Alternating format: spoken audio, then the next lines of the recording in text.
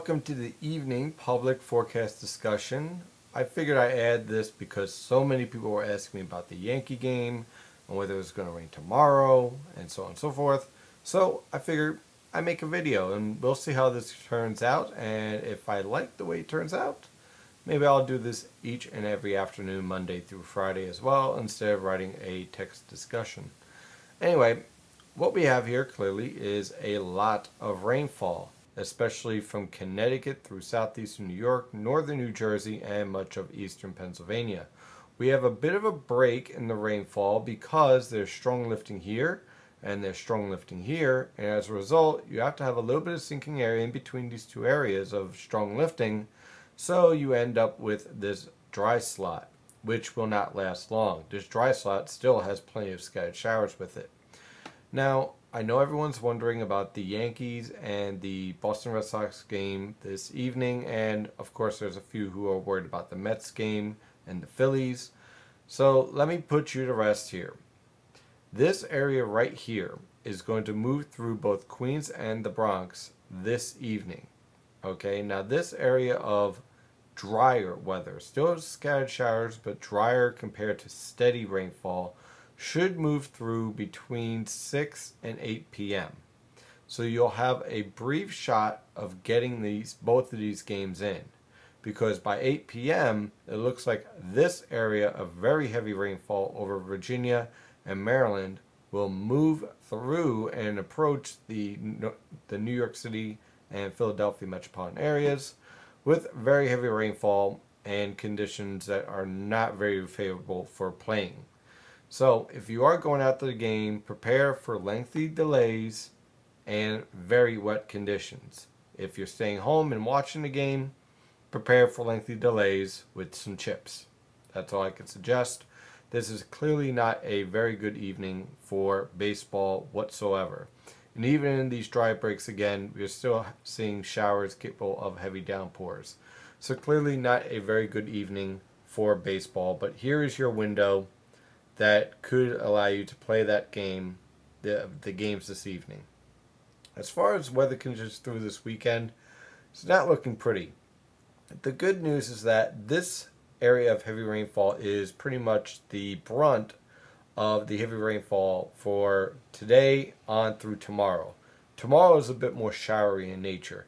Let's take a look at the infrared satellite picture, and you can see our first disturbance with this area low pressure is driving to the northeast, and it has an awful lot of lifting. That's why these clouds are colored blue and yellow. That means they're colder cloud tops.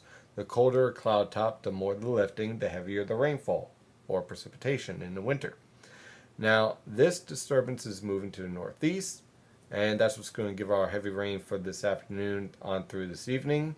Then we get a break for tomorrow morning. Watch out for the dense fog. It's going to be pretty bad out there. Visibility is below 1 mile in some locations. Then we have disturbance number 2 that isn't all that well organized. That will produce scattered showers for tomorrow afternoon and evening.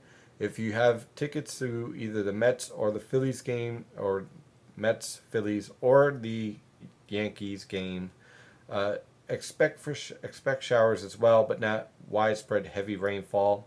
So you should be okay there. You might actually get a double header on that on tomorrow. And then this is disturbance number 3 around this upper level low, which is right here. And this disturbance and this tropical disturbance will interact on Sunday afternoon on through Monday morning to produce waves of very heavy rainfall.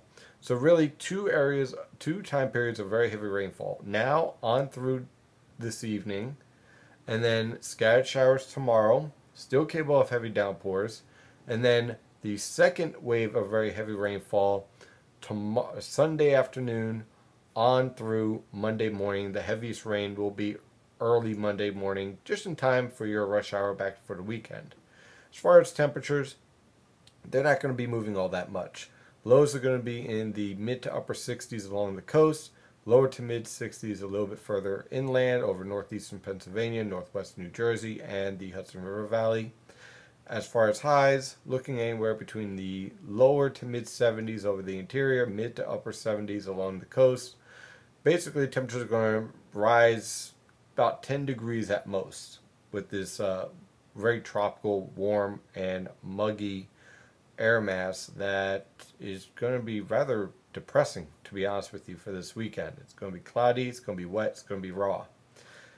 Heading in towards next week, the good news is that this upper level low will finally start to leave. Now, we'll still deal with the upper level low on Monday and Tuesday, but I'm thinking on Wednesday, by Wednesday morning, this upper level low will start to get caught up by this trough, and as a result, we'll start to lift out, clear out, and for the most part, we'll see clearing skies for Wednesday, Thursday, and Friday with temperatures near normal, which is basically 50s for lows and upper 60s to mid 70s for highs.